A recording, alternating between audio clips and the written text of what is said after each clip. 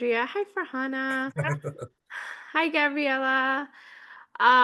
Welcome everyone. Today we are going to talk about conscious parenting, epigenetics, inherited trauma, and I'm going to introduce you to our host, Mike, and our guest, Andrea. Mike is a chiropractor who also uses a lot of healing and awakening and spirituality in his practice. He's also a clinical acupuncturist. Am I correct in saying that you're from Whitby, Ontario, Mike? That's where I live currently. Yes. I Okay. grew up in Northern Ontario, moved to Oshawa, Whitby area, and I have a chiropractic practice called Awakened Life Chiropractic and Wellness Center That's in pretty Whitby. cool. That's Yes. pretty cool. And we're really happy to have Mike as on Wellbe and as our Wellbe ambassador. He's been really, really supportive of Wellbe since the very beginning, and he continues to work hard behind the scenes. So thank you. And we have our lovely guest, Andrea. Andrea, I'll ask you to introduce yourself because there's so much good work that you do. Andrea is also one of our newest ambassadors, and she's been working hard behind the scenes as well. Hi, everyone. My name is Andrea Drabble. I practice rapid transformational therapy, or RTT, by Marissa Peer. I am a practitioner, hypnotherapist, neuroscience based coach, and healing energy practitioner. I mainly focus now is my practice with the RTT as a hypnotherapist. I specialize in, as Karina was saying, I specialize in generational trauma, subconscious healing, and the work that traditional therapy, as good as it is, and as good as it can be, simply it just can't reach to certain points. So I understand you will understand by the end of this discussion what I mean by that. So I have met Mike. I'm originally from Whitby too. I met Mike several years ago. Been to him as a chiropractor. And I've known many friends that I've gone to as well. I'm now in Fort Erie, and in our discussion, I will tell you how I ended up here, and just kind of enjoying life in a more quiet way. But I can still work with my practice both in person and online worldwide. So that's basically what I'm all about. So. Well, it's my pleasure, Andrea, to be able to kind of host an interview where we talk a little bit about, what you do. You've been doing a lot of personal growth, even the many years I've known you, but you've really come a long way in this last little while, especially now getting into the rapid transformational therapy. And that's what we're going to probably focus on talking about today. And what I really like about this rapid transformational therapy, or RTT as they short form it, is how it does kind of go deep into the subconscious where a lot of our programming is, and it can rise above our genetics, what we call the epigenetics. And actually, it'll allow us to express genes in a positive way instead of maybe some of the things that have been causing us health challenges that were being expressed because of our other belief systems. So, yeah, it works rapidly. And what's the secret to this RTT that you've been finding out? So basically, the secret to RTT, I trained both online and actually I conquered my fears, flew over to England, never vacationed alone, but I went to training with Marissa Peer, actually in the UK, drove on the wrong side of the road and everything. So basically, that's how much I believe in what it does and the power that it did. So you're right, I didn't come through being this line of work through a textbook kind of thing. I came through it with my own story. I had undiagnosed ADHD until about 3 years ago.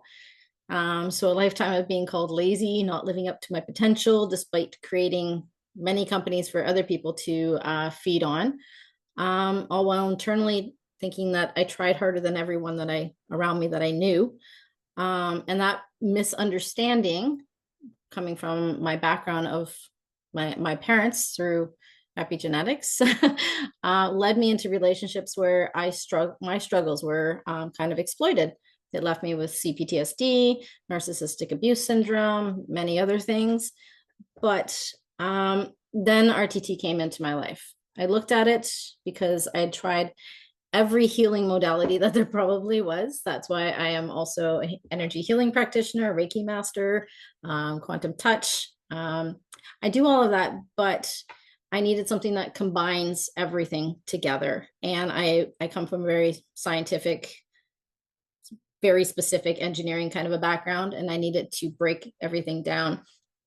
And what RTT does, it introduces not only therapy, psychotherapy, it introduces CBD, and what that is cognitive behavioral therapy, NLP, which is neuro linguistics programming, and it also introduces neuroscience. So with that all combined, it kind of takes regular traditional therapy and regular hypnosis, that is the main thing, to a kind of a beefed up level. So we have everything in one. So when I do one session, you're not just getting hypnotherapy. When I do one session, you're not just getting NLP, everything like that. You're going down deeper. And in the hypnosis part of it, the hypnosis makes it so that you can really go into the subconscious where the roots of everyone's trauma begin. And basically, that brings you back to where generational trauma comes into play, where having a parent that has dysregulated ways of being already are pushing that onto their children unconsciously, because everybody lives in the conscious state, and the conscious state is 5% of our brains. Subconscious is 95% of our brains. So basically, they just kind of do things that they don't even know. So I'll give you an example if you'd like. Yeah, that'd be great. I know, because a lot of this programming is happening, like even from an early age up to like the age of 7 or 8. You really don't, you're just like downloading all these subconscious programs and not really consciously living your life, right? Yeah, you're really not. You're not living your life, because you're living your feelings. So Right. yes, until you're 8 years old, your brain is working at a feeling stage. Until you get to the age of 8 or 9, then the conscious state comes more into it. The more logical comes more into it, but still that logic doesn't develop until fully. All of our brain does not develop fully until you're about 25 years old. So when you take it from a child's point of view, so I look at, I'm going to use my mother as an example. My mother's passed away, so she taught me a lot, and I've done a lot of reflection about my childhood, my parents' childhood. My mother had this ability. As soon as she went onto like a ladder, she had this innate fear. As soon as she went near water, she had these innate fears, right? So she didn't know why, but she would never allow herself to go on there. But she always had this thing in the back of her head where it was like, I can't pass this on to you. So she didn't know that she was actually changing things, but she did. She was holding a lot of her own fears and her own things in her own subconscious, but not ever getting to the roots. So she would go on the ladder. She would take one step and she'd be like, no, but you go.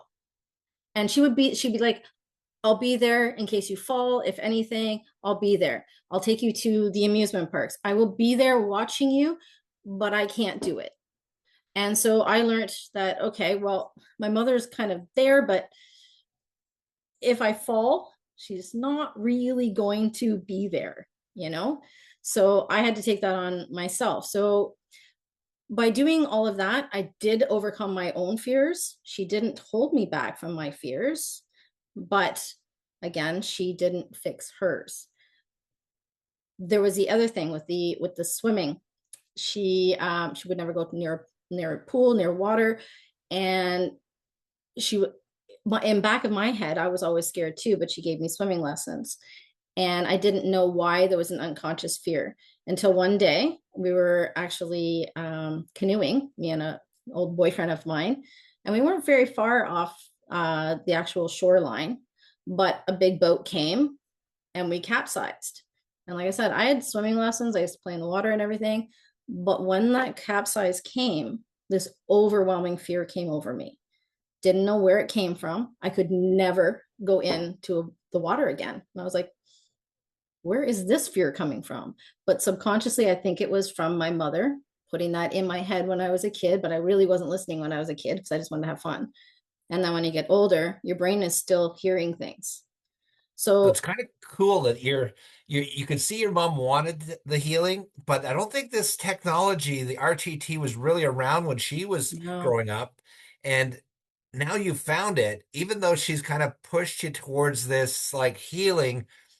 Now we have the technology where we can get into the subconscious and we can start rapidly changing and rewiring your brain.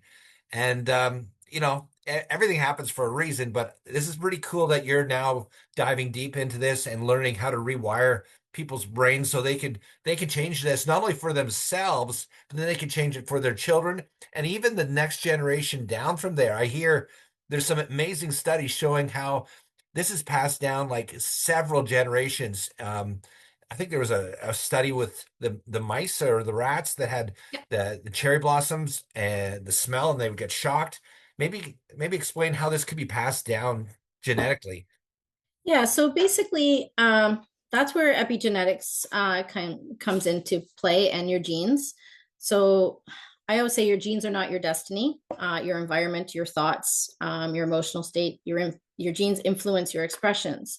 So back a while ago, there was a scientific study done with rats, and it was male rats. And basically, what they did was every time they electrified the floor, which is cruel. But every time they infused a smell of cherry blossoms, they would shock the floor.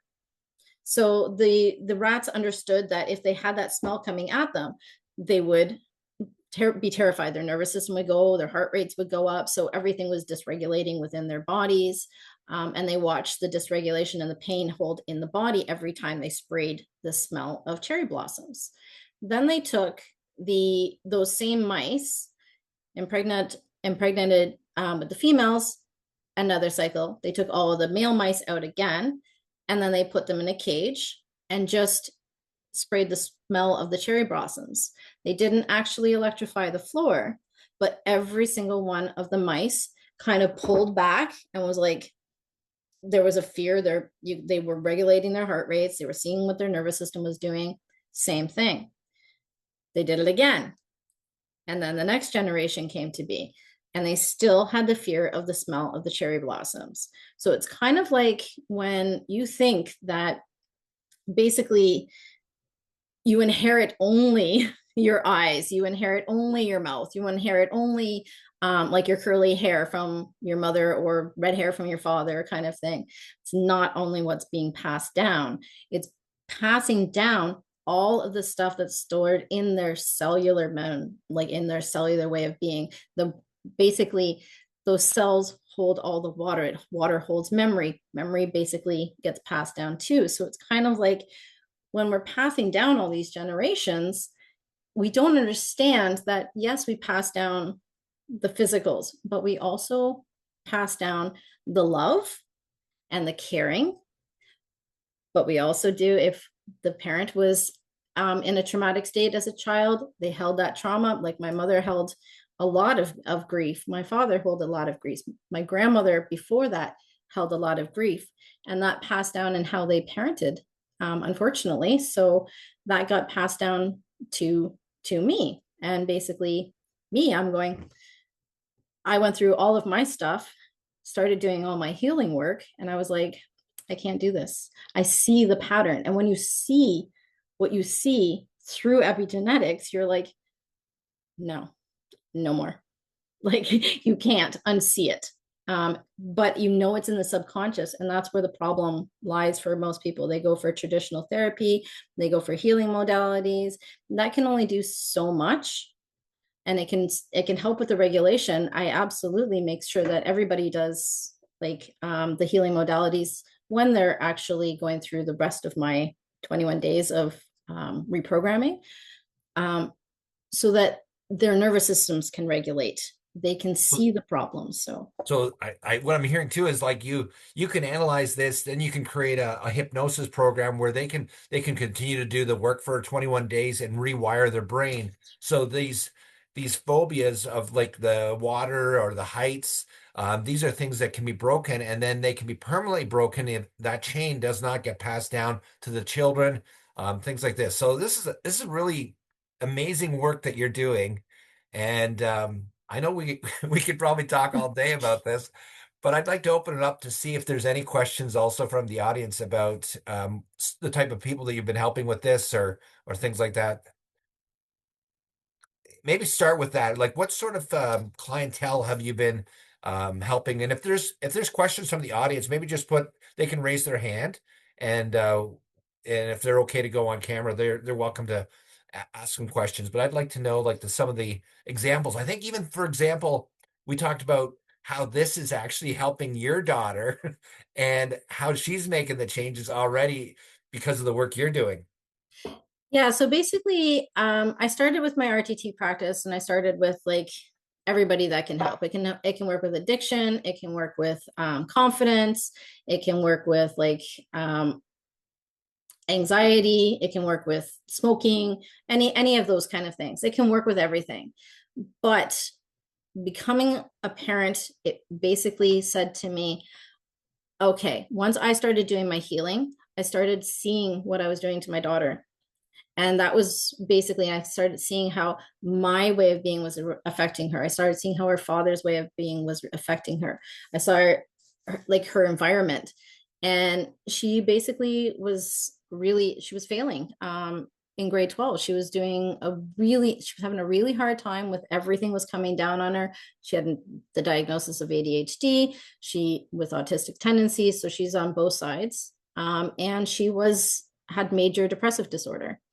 And with all of that, I was like, I know a lot of this is on me. So we got to talking. She's basically said, I have seen the work that you've done, Mom. I'm ready for a session. So she basically went in, did a session with a friend of mine, because you can't work on your own you shouldn't work on your own children because they will open up more to somebody else. So I trusted my daughter with a friend of mine, and she did 2 sessions because a lot came up on the first one. She worked through that, and then basically she did another one. And from doing those sessions to what she is now, night and day. She basically flipped everything around, understood how her ADHD affects her. She understood how my trauma affected her. She understands everything. And she went from failing in high school to now she is actually in her second year of university. And she's basically thriving and doing, ironically, forensic psychology because Oh, she interesting. sees the benefits of how this works and how it can work for people that have so much trauma that they actually go down the criminal path of it. So Interesting. Now, do you think, and this kind of is coming from the question that Farhana yeah. had, do you think she believed in it before she started doing the work, or she was just doing it because you wanted her to do it? And do you think it would work if she didn't believe in So here's the thing. it?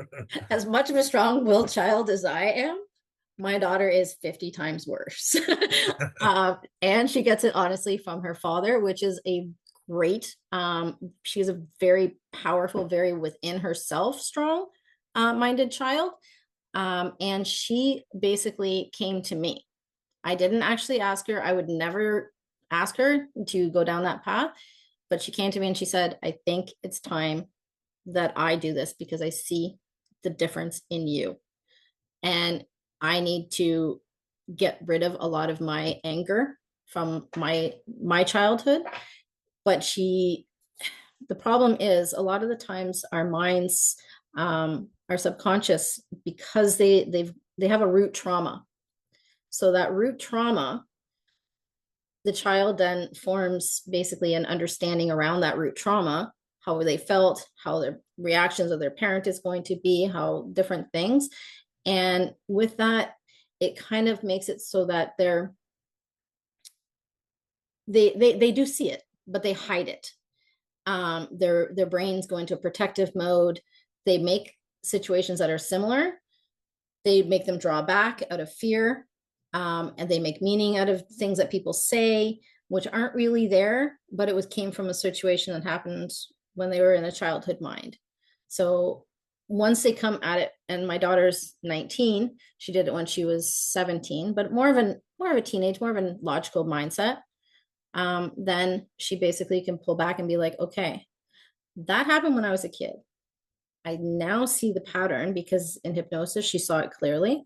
And then she saw how the pattern, she's like, that's not good for me. I need to change things. I now understand how I can change things. And now I have the self-confidence to stand up. She stood up to me. She stood up to her father several times when nobody still really ever stands up to him. And she did. And so she has come a long way from that. So So I think that leads into the next question with Gabriella was asking, can you break the cycle even after you're having children? So you've already had your daughter, but you can already see that she is having progress in breaking this cycle of some of the patterns that you've passed down to her, right? Yeah, absolutely.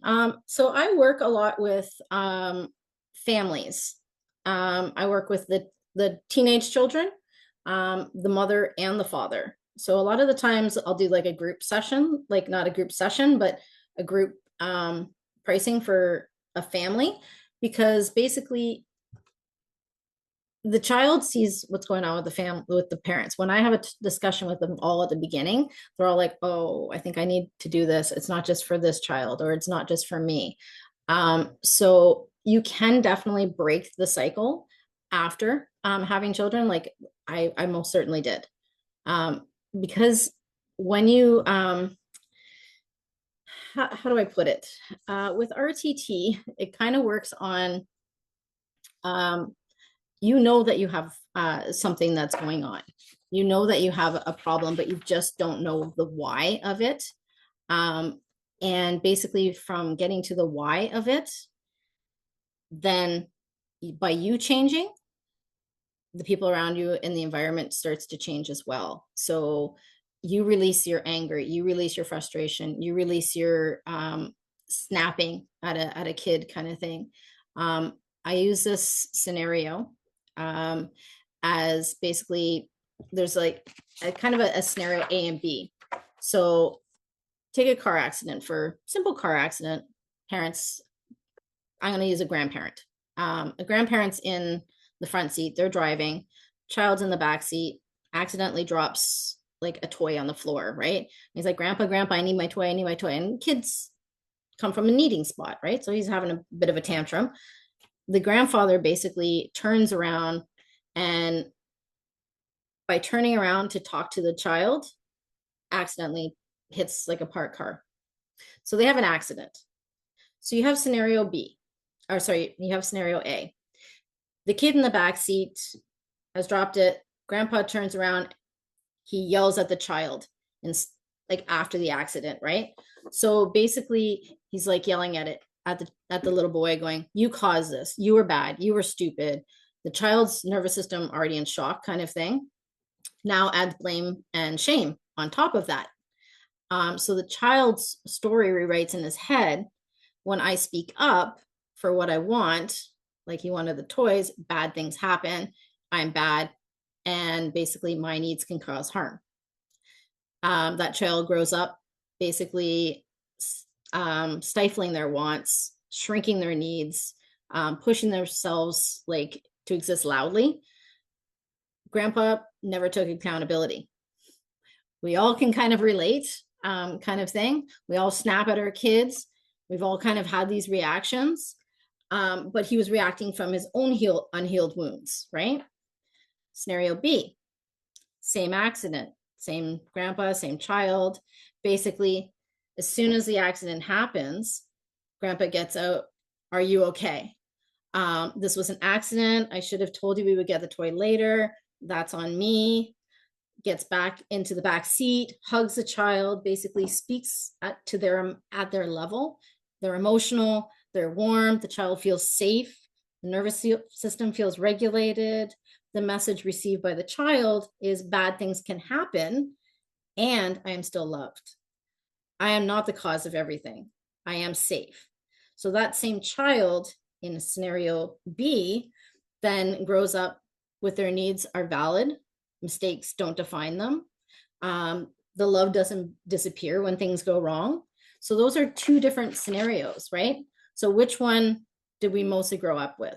Scenario A, right? Or some version of it.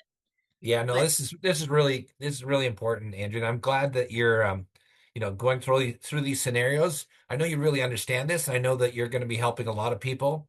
I know we're gonna want to get in touch with you. So I want you to share where people can get a hold of you. I know Wellbee Social is a platform that we're promoting right now, and point them to your website and your new book. And I think, yeah, just talk about your new, any ways they can get a hold of you so we can continue to follow up and really make this world a better place. I know that's why you're doing this, not only for yourself and your daughter, but this is going to ripple out to so many other people and make this conscious parenting a thing of the future.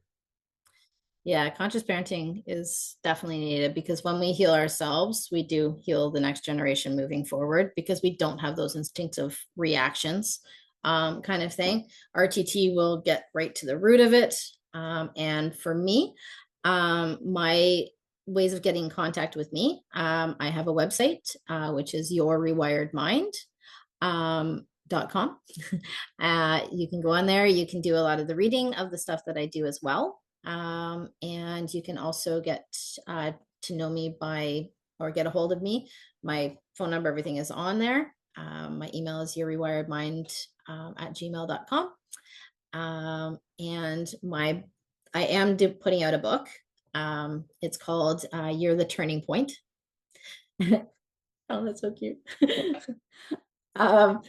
So basically, it's called You're the Turning Point. For me, that's a strong belief. Underneath it, because it's kind of sounds like a generic title, but I use the key tags in my RTT: observing, releasing, and evolving. And that's exactly what the book is. It's You're the Turning Point, observing generational trauma and beliefs, releasing root causes, and then evolving what your child inherits. So, like I said, when you I'm just going to kind of get real here. All this kind of work is something that I wish somebody had told me before I became a parent, or before I even understood about becoming a parent. Like when you're a teenager, if you were told all of these things, or if you were a child and you were loved, then basically you wouldn't become that stressed out parent. You probably wouldn't pick the partner from a stressed point because you understand now that when you choose the parent, you're not only choosing that other person, you're choosing all of the lineage that came before them. So if they're not healed and you're not healed, then sometimes two wrongs don't always make a right. So that's kind of what I would say is let me just see. Gabriella's got a question there.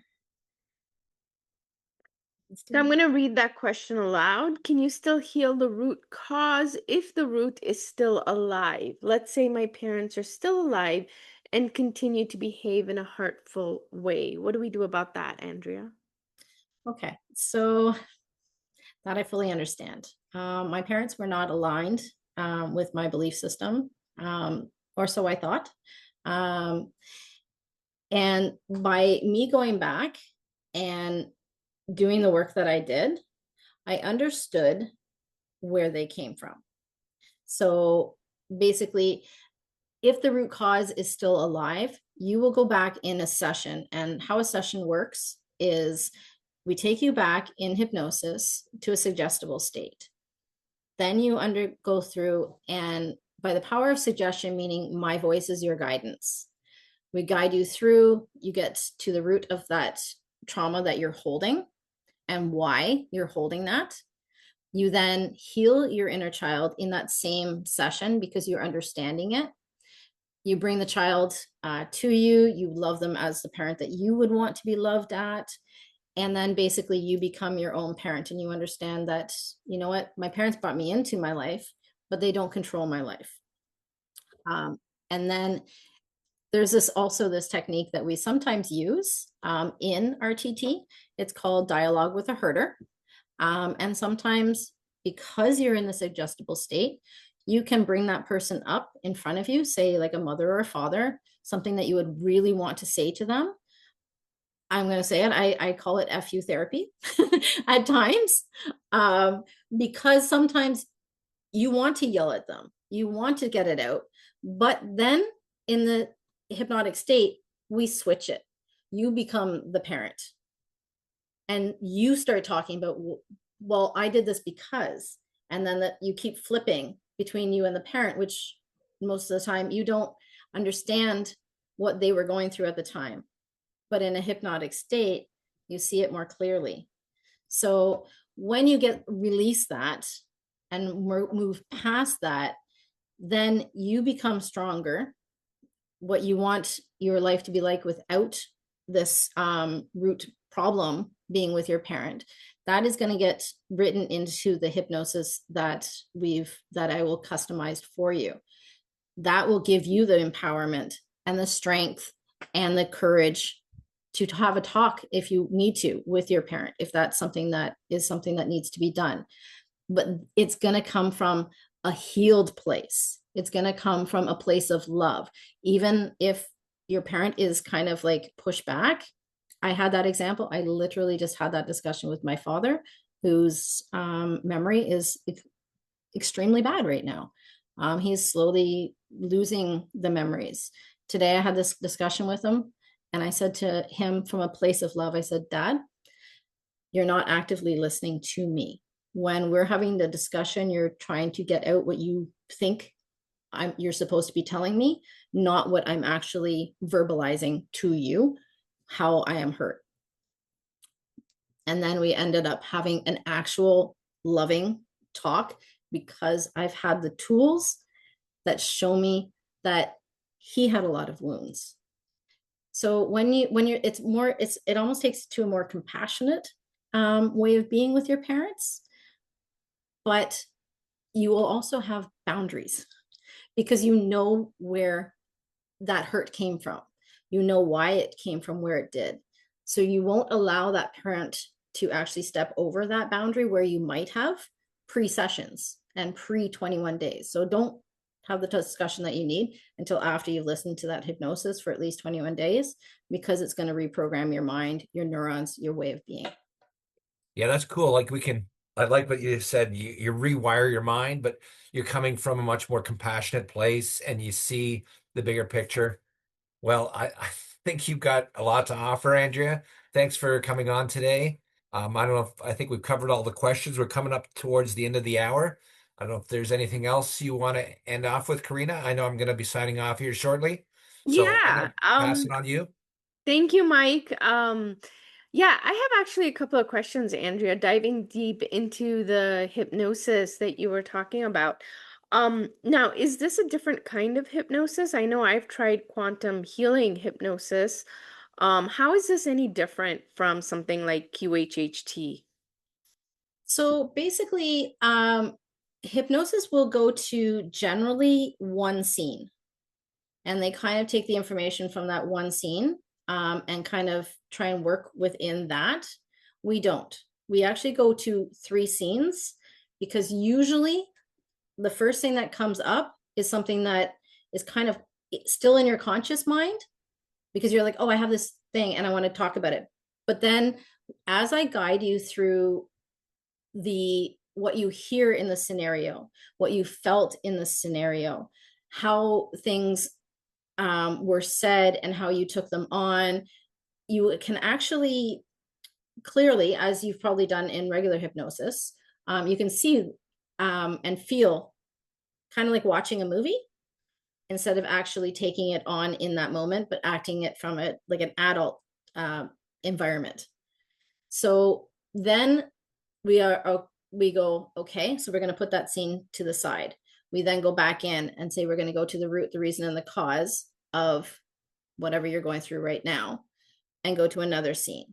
and then another scene. And we do this and we play out the feelings, the hurt, whatever you're going through. Some people have like major traumatic breakdowns, but they understand in that moment that they are safe. They understand that this is just them re-witnessing it from an adult point of view, not from a child point of view anymore, and that it's not really in their best interest, or they're no longer serving them, right? So once you actually see that, then we take you into releasing that hurt way of being. We see you as either you can do the dialogue with the herder, or we do what they call as role function purpose. And basically it's, why did my brain protect me? Why did it prioritize what happened? Why did it punish me? And we can kind of see that. So then again, once you understand from a hypnotic state, because it's a truth state, right? It basically, that's what I say. It's like basically turning off your conscious, like negative Nancy that's trying to control everything, puts you into a hypnotic state where you are just speaking directly to yourself. You see all of this and you can then release it. If you're not ready to let go, we can maybe assign that protective part of you a different job for the next little while until it understands fully how it's actually supposed to be. And by doing that next 21 days, the mind is already starting to reprogram. It's starting to understand. It's starting to grow new neurons, the new neural pathways. You're going to strengthen it afterwards. But in that session, you literally see so clearly on exactly what happened. Like I've taken people back so that they can hear conversations like in the womb. They can hear conversations that their parents had that they misunderstood or they understood from a child. So it's kind of, it's a different way of going in. And then it's all to do with your language. So how you talk to yourself, how you speak to yourself, how you understand the world through the words that you actually say, because a lot of people use very negative words, and we flip that. We flip it into the positive aspect. We flip it into what your life can be like potentially without this. So it's kind of, it's like a deep dive more so than regular hypnosis would actually get into. Okay, that's pretty cool. Like, and I was just wondering, how do you, like, with the child in question, like if the child um is young, how is it that you may help the parenting aspect, but say the child has inherited traumas from the parent or the grandparents, then how does that work? So like how old of a child are you talking about? Like 10, 11, like not an adult, but like right before the teenage years. So basically RTT can work clearly with children as young as 5, Oh, wow. because they do have the memories and we Okay. can work them through the memories. And the child, because a younger child basically will be in that suggestible state to begin with, which is what we actually want for the hypnosis. So by you doing, if you're saying that you're going to do the work or the child is going to do the work, which one are you saying? Yeah, in this aspect, I'm wondering if we already do the work for ourselves, but then our child has inherited traumas or beliefs, say from the other parent or from their grandparents. How does that work? So we really sometimes underestimate the power of those children and and what they actually are watching. So I underestimated my daughter. But I remember her saying things like when I was so I had left her dad very early. When we basically went through the divorce, she was extremely young, but she would say things strangely when she was like 10 or 11, and she'd be like, yeah, but I don't understand why he does things to purposely hurt other people. I don't understand that. And so I would, and from my reaction and from my conversations, she felt safe. So most children will find either one of the two parents their safe zone. So if you do the work and if you start coming at it, like I said, not reactive, not from a place of wounding, they start to see that. And then they're like, okay, so mom's not yelling anymore. She seems calmer. Why? And so then you can have that more open discussion with them and say, well, basically, I did this work and I understand how your dad comes from a bad childhood. Like I said, because my ex, I said to my daughter, I'm like, you have to be a little bit compassionate with him, sweetie, because his mom didn't give him love like I give you. So, when he's trying to give you love and you do something and he gets frustrated or angry with you and he yells at you, it's because somebody yelled at him. So then they kind of take it back and they're like, oh, okay. But it doesn't forgive their action, but it makes the child as well more understanding of the action. But when they actually do a session, they can go back, they can see clearly situations where you may not have been there and something happened and the reaction of how they felt around it. And they understand now, because they're like 12, that I didn't make that.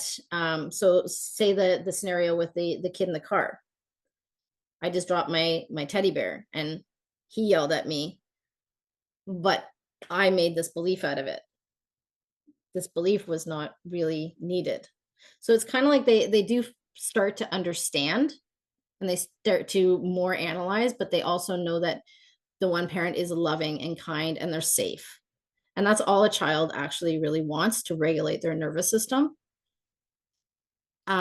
It's yeah, so that's basically what I would say is you doing the work first really shows them.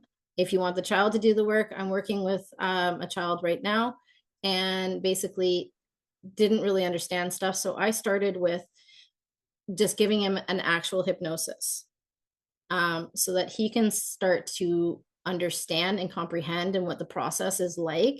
Because a lot of the kids, that's what I find, a lot of the kids are scared or nervous and they don't understand how it works. So when I give them a hypnosis to just listen to, and that's all they're going to do, then they call back with the parent calls back and says, okay, they're ready. They want to do the session. Where basically 21 days ago, there was no chance a child would actually do this, right? And now they're calling back and saying, yeah, I do see, I want to do this. I want my life to be like this.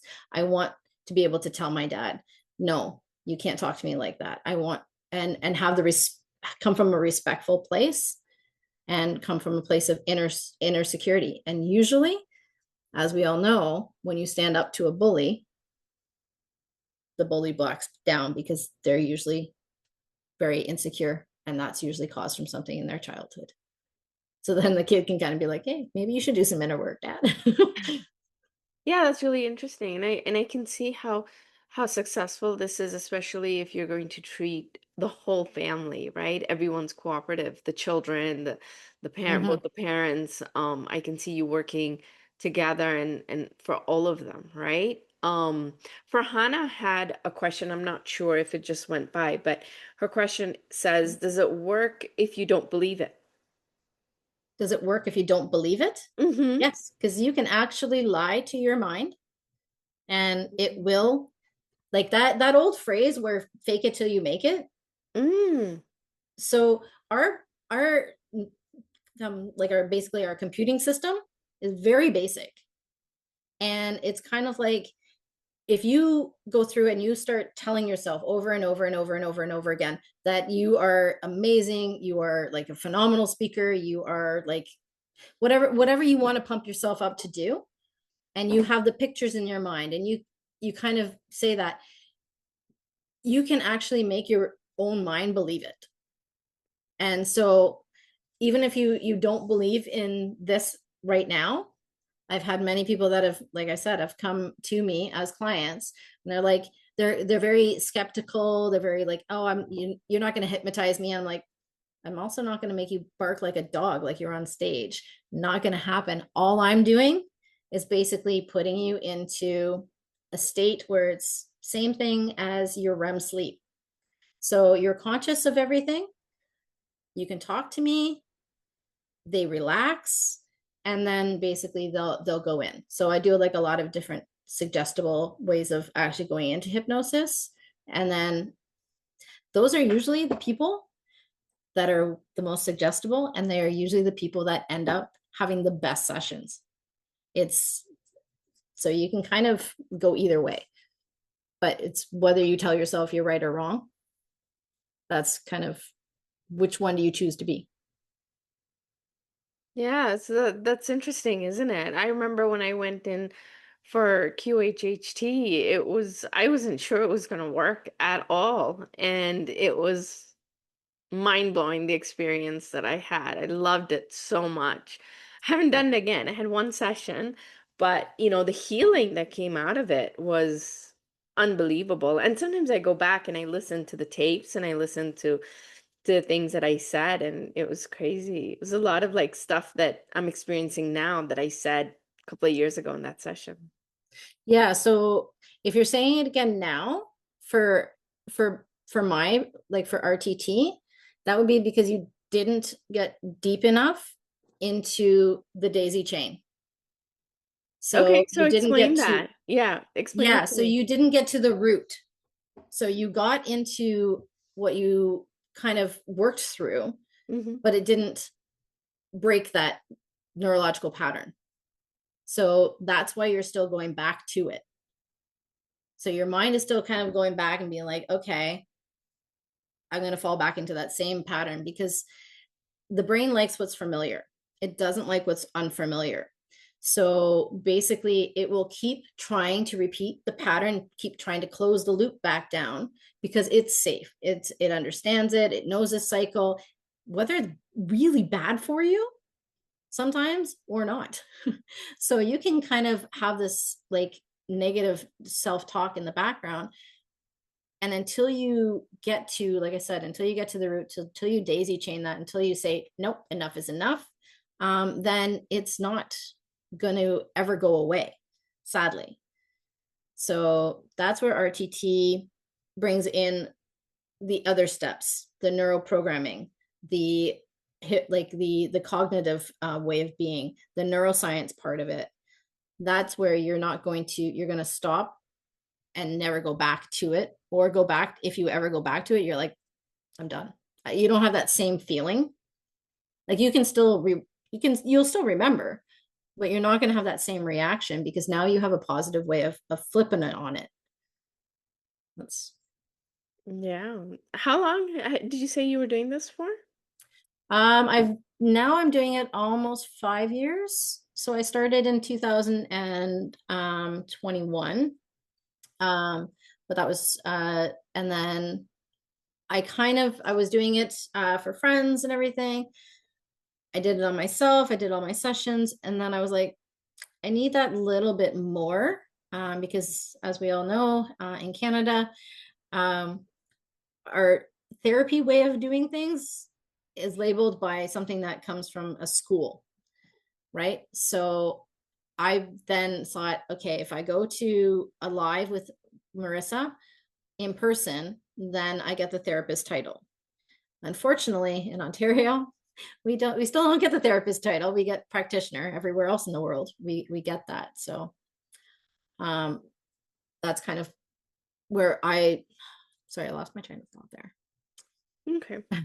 No, but thank you that, for sharing all of this and your expertise and your training. Whether you're called a practitioner or a therapist, um, you're doing so much good in this Mm. world and every life that you change. And I think what is really nice is that, as a homeopath, we give supplements or we give things that can help in terms of helping your energy or your constitution and your physical health. But sometimes we need that extra support, in another therapy, especially when there are family dynamics or things that homeopathy cannot, is limited, right? In the sense of, solving inherited traumas or epigenetics or things that you are subconsciously doing while bringing up the next generation when you don't want to. You know, at a conscious level, the things that, say, your parents did that you don't want to pass down, but in your exhausted state, in your, your nervous exhaustion, and you can't really cope with your situation, these give you so many other tools that help you. And I love the word that you said. You said it makes you look at your parents with that compassionate frame of mind that, look, they had a reason for whatever it is that they did, and they didn't mean to, Mhm. right? At the end of the day, they really didn't mean to, but they did, they inherited it, and we get to stop that because of all the training that we do here. We actually get to stop the pattern, and I think that that's really cool. Yeah, because we sometimes we look at our parents, we want to vilify our parents, right? Yeah. We want to blame them for everything that's gone wrong in our life. Hmm. But we didn't take the time to be like, what happened to their childhood that caused them to be so angry, and the patterns that followed to getting them to be this point. All of it is conscious choice, right? But if we understand the subconscious part of it, and we understand that how everything that we do, everything that we say casts out to somebody else. All of our energy pushes out to somebody else. So it pushes out to our children, it pushes out through the genetics. Like when you're saying about the homeopathy part of it, I absolutely correspond with everybody that does this, because what you do will enhance what I do. So basically, every time that there's a dysregulation in the body, like CPTSD, it shrinks the hippocampus. It like enables the amygdala to get like bigger, and our cortisone levels to spike, kind of thing, right? We're doing the homeopathy part of it as well. It goes in correspondence. You can give the deep tissue things. You can give the support stuff to actually keep down regulating those cortisol levels. I'm doing the talking with you, but to actually enhance it even more and to make it faster, work with somebody like yourself to get the actual inside fixed as well.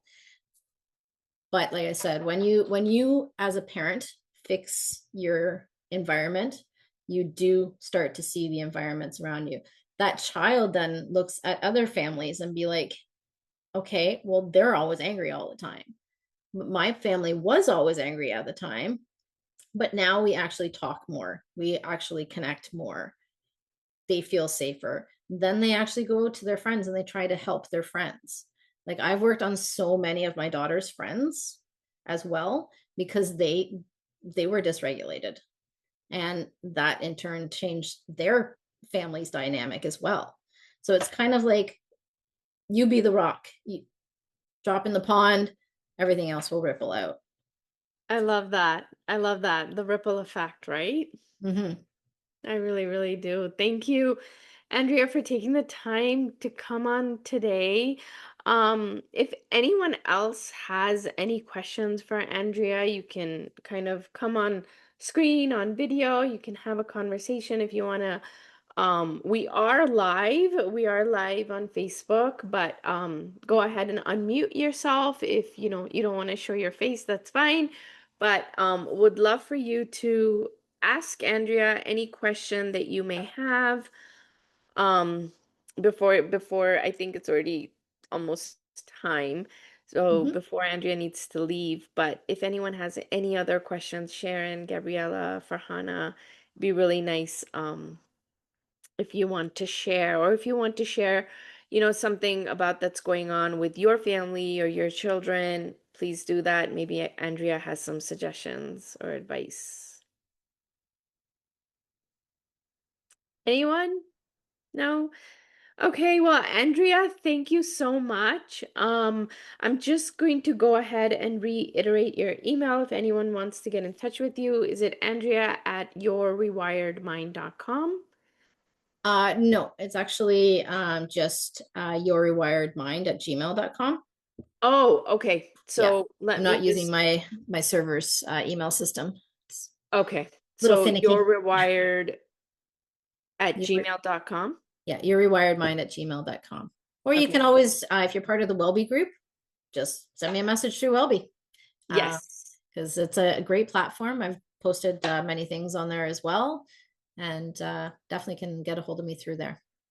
Yeah, and so lovely that you can make it. If you can't, we went on live on Facebook, but this video, this recording will be put up on YouTube so you can rewatch it if there's anything that you've missed. Yeah, and definitely get in touch with Andrea, like she said, through Wellbe. Yeah, and she's on there. She's one of our ambassadors. She's super active and super supportive. Yeah, if Oh, you need Farhana anything. is right here. You did an amazing job. I have no questions. Thanks. Thank you, everyone. And we're going to sign off from here. But thank you again, Andrea. I love the work that you do, to be really, really straight with you, because, like you said, it's a drop and it creates such a ripple effect with families. And more so, this kind of work, it's generational. So it passes on from your children to the children after that, because you're changing parenting. That's exactly it. We didn't understand what we didn't understand, and always use the term, you don't know what you don't know until you know. And how our parents grew up, Dr. Spock was the Ferber method. Just let them cry it out. We understand that that is highly toxic to children. Yeah. Now, so when you go along with the generations, you have more understanding. You have more scientific understanding and spiritual understanding. Everything kind of all interacts. So basically, the more that we can understand where our parents come from, our backgrounds comes from, the better parents that we will be. Whether you're a parent now, like I said, or whether you're actually becoming parenting, works a lot with fertility issues, because so many people are carrying so many wounds from the back, or so many stories that says I shouldn't get pregnant in their subconscious, and they don't realize how much it's actually affecting them getting pregnant right now, or their partner, same thing. So all of these words, all of these things in the background of our minds, you got to bring it to the forefront, just release it, and then evolve from there, and you'll see amazing transformations that will happen within you, within everyone that you meet, and then basically within the whole society, hopefully. Will become more conscious. Andrea, before you go, just a quick question. Sure. Suppose a parent is exhausted and really, really tired, taking on too much, say single parenting. Um, have you noticed a change in terms of their ability to be more patient, or their ability to just be more understanding, or their ability to soothe the child in different ways? Because I find that some of my patients come to me, and sometimes it's, I just had a really, really hard day and it was so difficult and I couldn't handle myself. And I did XYZ, and now I'm suffering guilt while I'm lying in bed. Do you find that through therapy that changes? I'm not patient. 100% I'm not patient. So yes, absolutely. You come in, you have that overwhelm, but it's usually because you don't have the tools, you don't have the regulation within you. Your nervous system is all spinny. You have all this programmed mindset. Kid says one thing, and then it snowballs onto them, basically, and you let loose on your child, and you didn't mean to, yes, and then you run away. You're like, oh crap, I didn't mean to do that. But most of the time, I work on a 1, 2, 3 method. So I will coach a lot of this is where my coaching comes in at the same time as the transformations. So I throw my coaching into the transformation. So I will say to the person when they're in hypnosis, now remember, when your child comes to you, they've done something wrong. You stop in the moment, you breathe, you inhale. Your power of your breath will actually regulate your nervous system. You say to the child, I'm going to count to 1. Both of us need to breathe. Breathe with me. If they're not, then you're like, I will get to 2. If I get to 2, I've got to step away. You step away, you breathe, you come back, and then we will talk about this. Nothing is a problem, but it catches you in that moment of dysregulation. So all of this programming into the subconscious from me talking to you, you'll hear my voice, you'll hear my calmness when you need that support. So all of those negative people or all those negative voices that you generally have whirling around your head, in that moment, you'll hear me yell, stop, breathe, take a breath.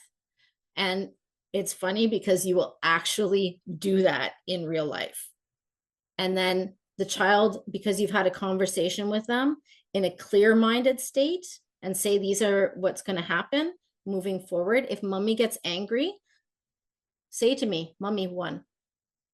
Oh, nice. I like Yes. that. It So the makes you child has the accountable, tools. and the child feels that they have you accountable, right? Exactly. Because sometimes you are spinning out of control because of everything that's happened, and they're catching you.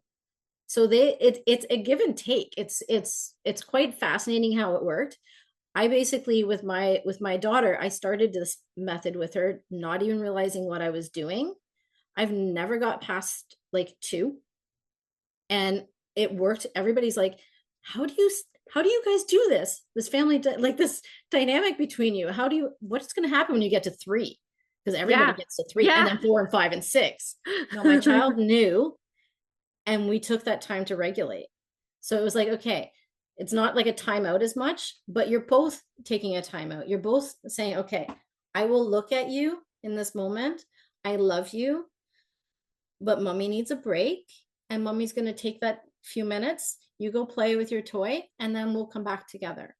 But it's you giving, if that's what you want to hear, I will write that into the hypnosis. So whatever you need to hear as a parent to pass along, I can write that in your words, not mine, but my voice to guide your words until you no longer need my voice in your head.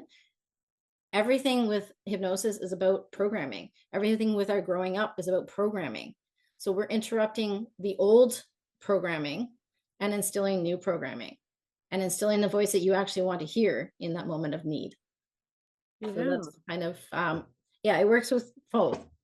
So, I and love when I it. work with a family, I understand each of their dynamics.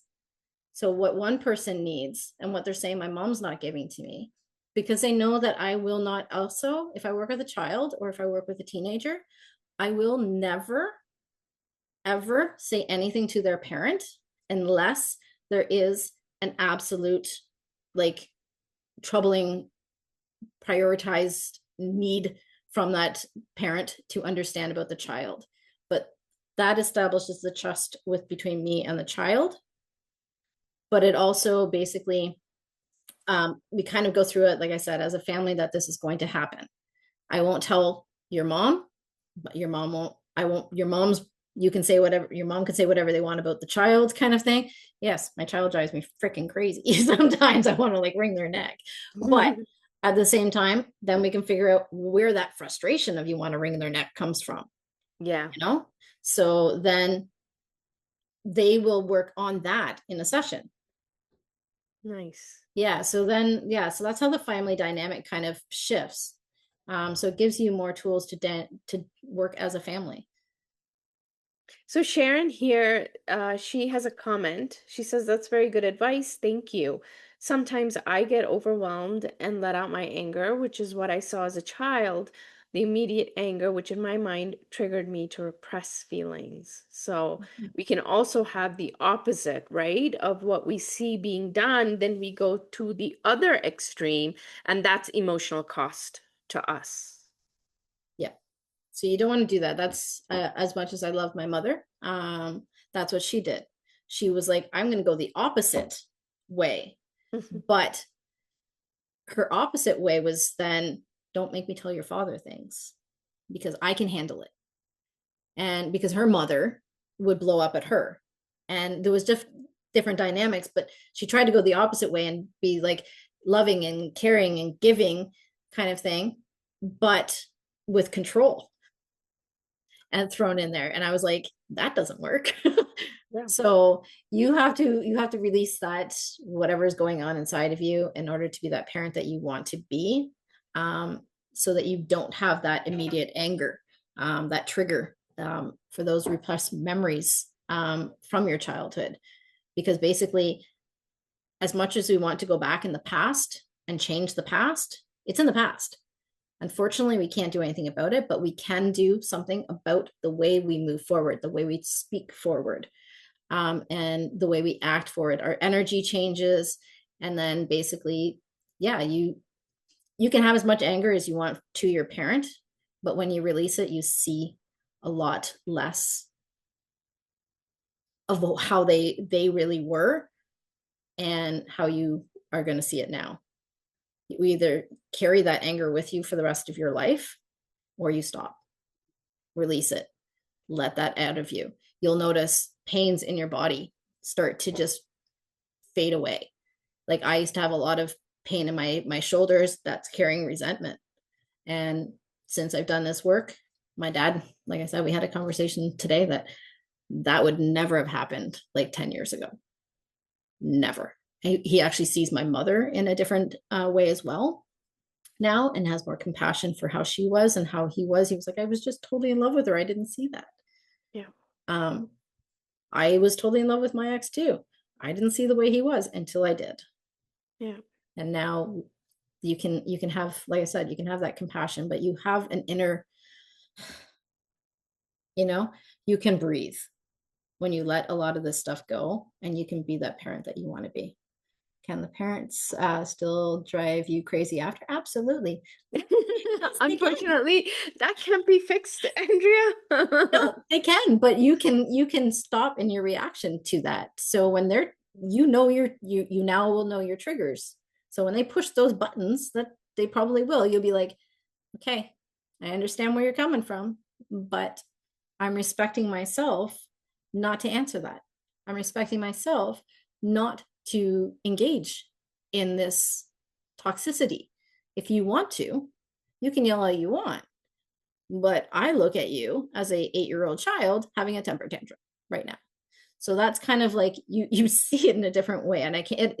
It's so hard to explain it until you go through that transformation, and you will stand your ground. Like you will not back down. You will basically be a different person, a lighter person. My pain is gone. My like anger. I used to be like react right away, and now nope. Like And she's asking, what if you see how they are, but you don't want to accept it? Like you don't want to accept this. Like it doesn't fit in your way of thinking. okay, so that is coming from a conscious mind. That statement right there. You don't want to accept it. When we go into a session, you will understand why you don't want to accept it. So we will work on that particular area and see what comes up for that type of a question. So when you do and you see that you still don't want to accept it, but it's you will see it from a different way, and it's really, in all honesty, hard to actually answer that until you go into a state, until you actually forgive yourself for being part of that and for seeing it as it is. You don't have to accept it, kind of thing. Like if you don't want to accept it, don't accept it, but you will now have the like abilities to be like, I don't accept it. I walk away from this. This is And if your there energy. I'm and if giving there this back to you.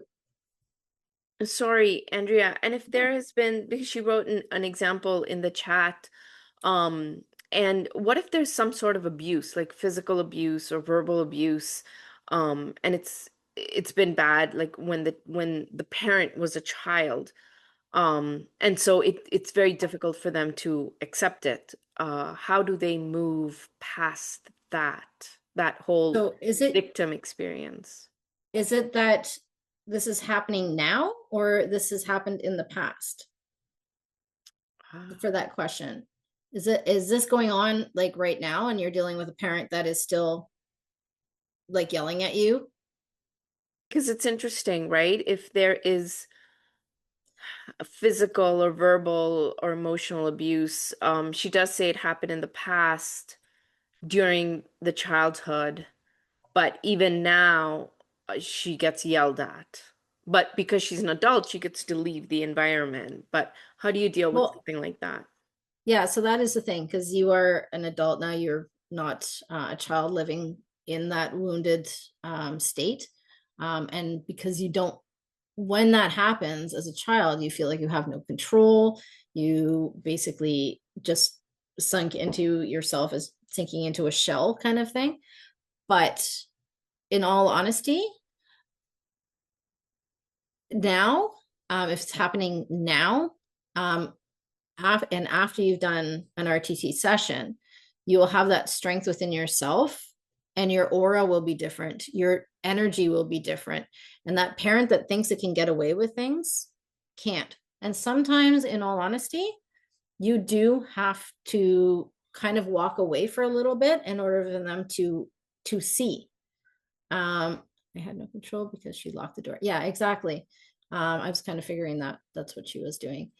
But you can release that inner fear. You can release that inner anxiety.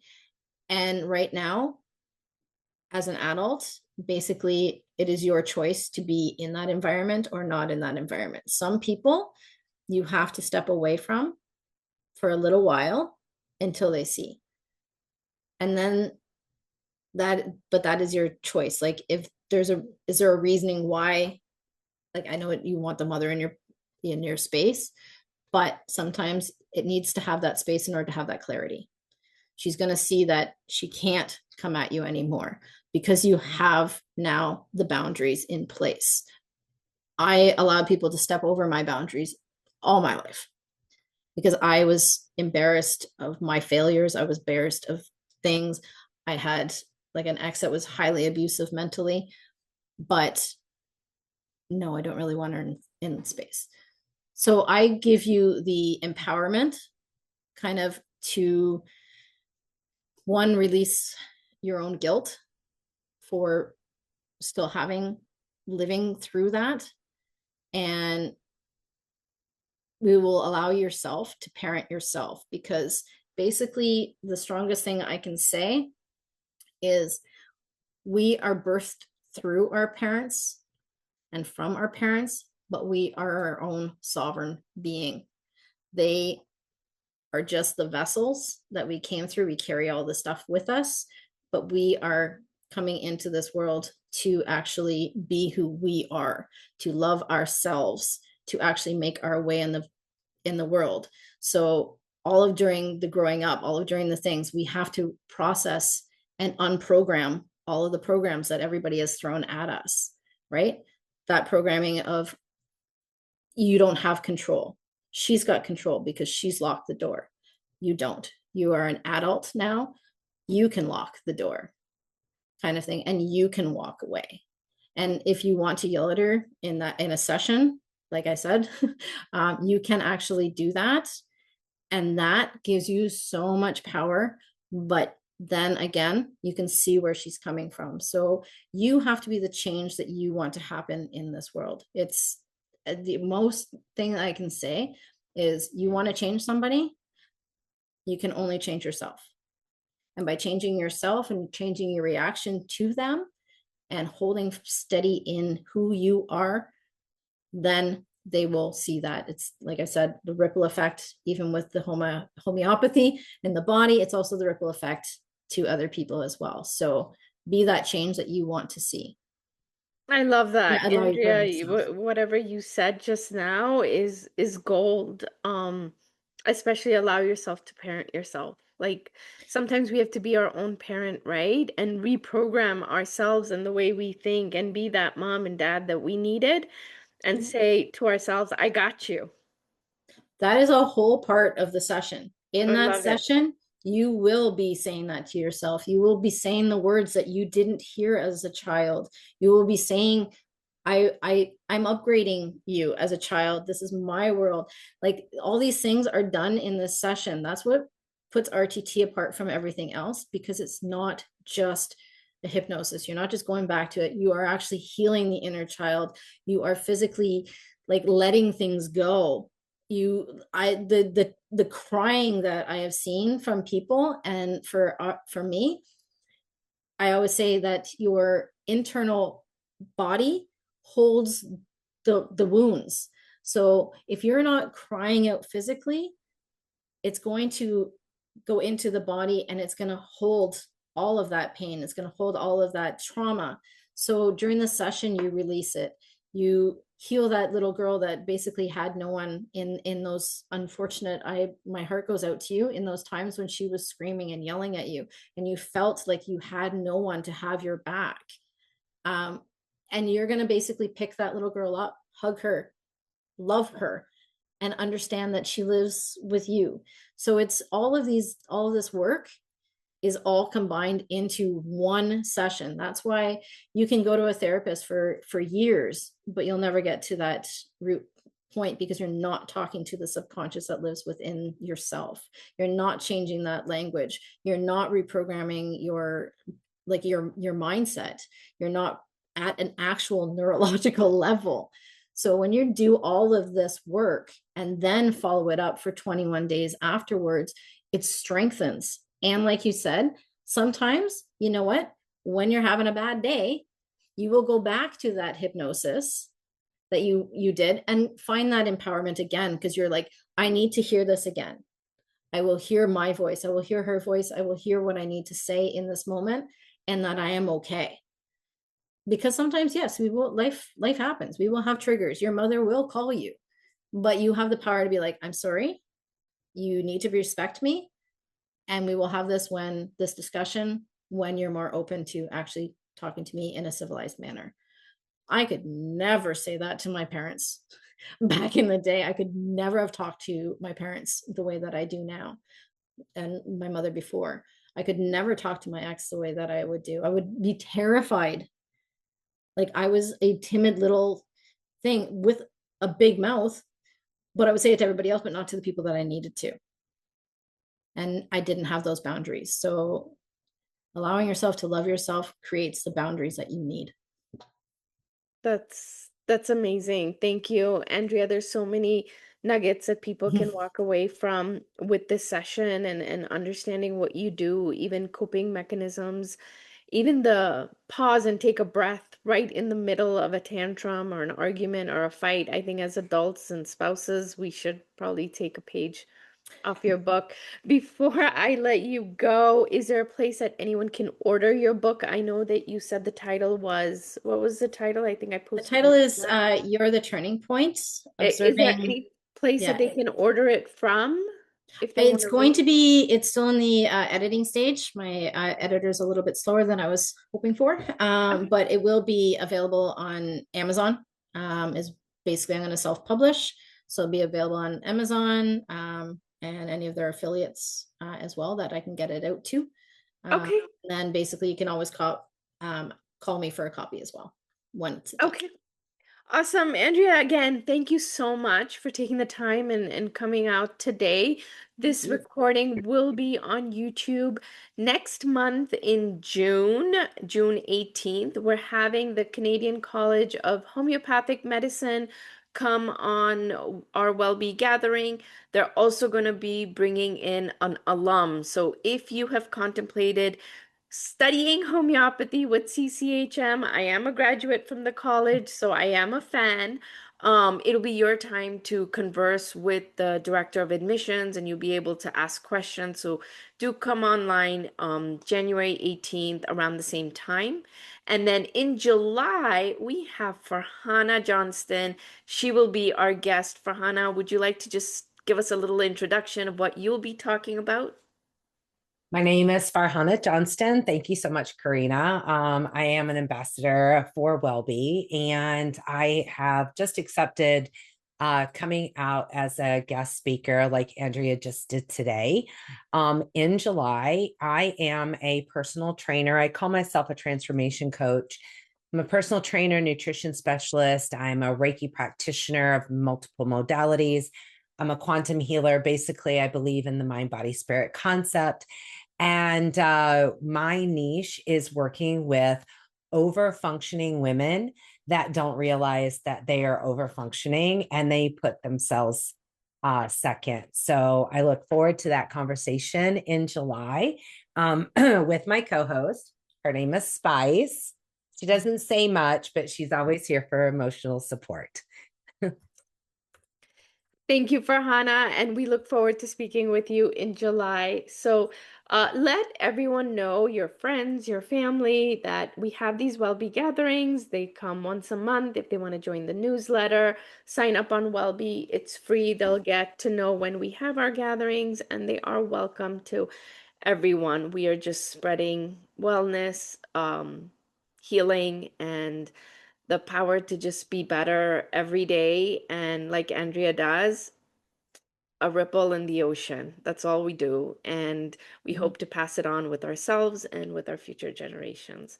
Thank you so much to everyone to make it today and take time off your day. We will be on YouTube. Be sure to follow Wellbee Social on YouTube as well, and on Facebook and on Instagram. And the actual app, please get it if you haven't done so already. But thank you to those who made it today. And I will leave you to have a beautiful weekend. I just want to say thank you, Karina, as well, for this amazing platform. I feel honored to be part of it, and to actually work alongside of you as well, and yourself, Farhana. And I see so much benefit. So if you're not literally, part of the Wellbee community, absolutely sign up. You can create your own platforms. You can create your own events. You can talk to each other so easily. It just makes it so that you're in a community and you feel supported and you feel loved, even if you don't have that same kind of love feeling from even your own family. To me, your family is the people that you create as well around you. And you can have the blood, but at the same time, places like this are family in my aspect as well. So I thank you love so that. much for I having me. love that, Andrea. It's so true. Even though we're in different time zones and different parts of the world, we're meeting each other, and that's beautiful. So thank you. Well, you ladies have a great evening. And thank you, Gabriella and Sharon, for coming on as well. And if anybody needs to get in contact with me, you know how.